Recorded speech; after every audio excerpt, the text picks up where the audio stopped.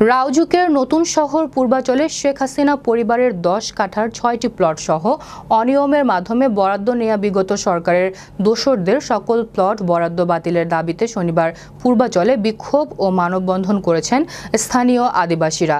বৃষ্টি উপেক্ষা করে দুপুর 12টার দিকে আদিবাসী সমন্বয়ক ও কেন্দ্রীয় যুবদল নেতা দুলাল হোসেনের নেতৃত্বে পূর্বাচলের 11 নম্বর সেক্টর পশি এলাকায় তারা এই কর্মসূচি পালন করেন।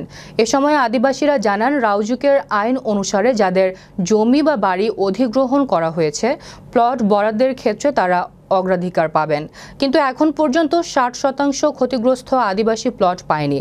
এদিকে গত 10 বছর যাবৎ বিগত সরকার আদিবাসীদের প্লট বরাদ্দ বন্ধ রাখলেও বিশেষ ক্ষমতা আইনে সরকার হাজার হাজার প্লট বরাদ্দ দিয়েছে।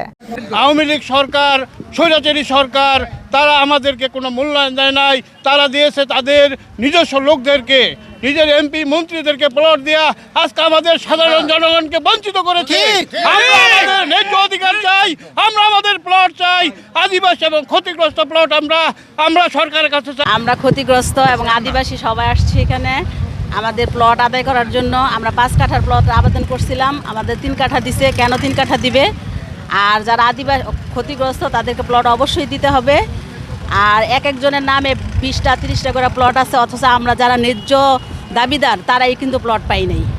যাদের শত শত বিঘা জমিন ছিল তারা এখন অভাব অনটনে থাকতেছে, অথচ যাদের কিছুই ছিল না তারা এখন অনেক। এই আদিবাসী যারা আছে, ক্ষতিগ্রস্ত যারা আছে, তাদেরকে বলা হয়েছিল তাদের জমি পরিবর্তে প্লট বরাদ্দ দেওয়া হবে। এখানে কোনো নির্দিষ্ট সংখ্যা ছিল না, 5 কাঠা, 7 কাঠা, 3 কাঠা, 7.5 কাঠা, 10 কাঠা, এটা কোনো নির্দিষ্ট ছিল না। আমাদেরকে আদিবাসী হিসাবে একটা নির্দিষ্ট সংখ্যায় নিয়ে আসছে, 5 কাঠা, 3 কাঠা।